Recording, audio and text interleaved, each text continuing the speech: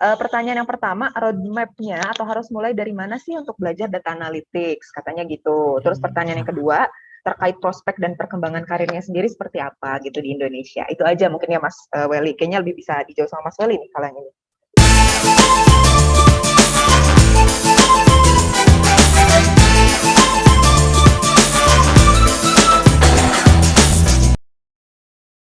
Gini, biasanya kelemahan orang itu susah belajar big data karena satu toolsnya nggak ada atau laptopnya nggak mumpuni gitu, karena nggak kayak data scientist kan, maksudnya bisa di laptop atau di Google Colab jalan gitu. Tapi kalau misalnya kalian nggak punya tools, karena intinya gini, kalau misalnya kita bikin sesuatu itu pengennya kan langsung bisa tuh, apa namanya, ada istilahnya itu lupa aku,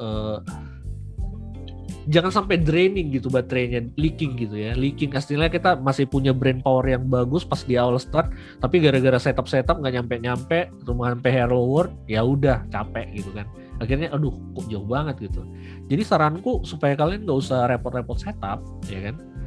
Cari manage service yang udah ada. Aku nggak mau jualan apapun, nggak ada juga kepentingan. Tapi kalian bisa minimal kalian bikin account lah ya. Karena banyak juga yang nggak bikin account. Jadi saranku yang di sini, yang partisipan ini, bikinlah account gitu.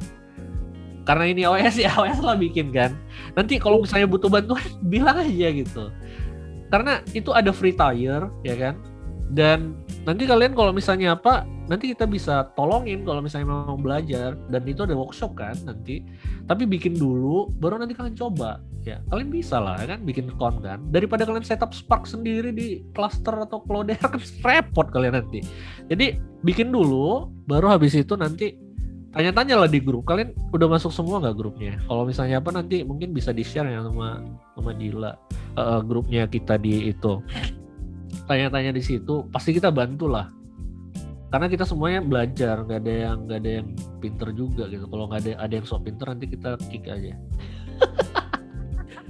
Jadi ya pertama kali bikin account, baru abis itu nanti kalian lihat kan ada S3 apa gitu kan. Nanti kita bagikan lah. Pokoknya kita fokus dibikin account dulu deh. Baru nanti kita bantuin yang lain. Serius, gue bakalan bantu lah ya. Oke, sip, thank you banget Mas Welly. Ada lagi nih yang nanya bagaimana prospek dan perkembangan karir data analytics di Indonesia. Oh, masih banyak lah, masih banyak banget. Kalian harus bisa lihat momentum lah ya. Jadi gini. AWS mau masuk, ya. GCP udah masuk gitu. Microsoft bakalan masuk gitu. Nah, lihatlah prospeknya.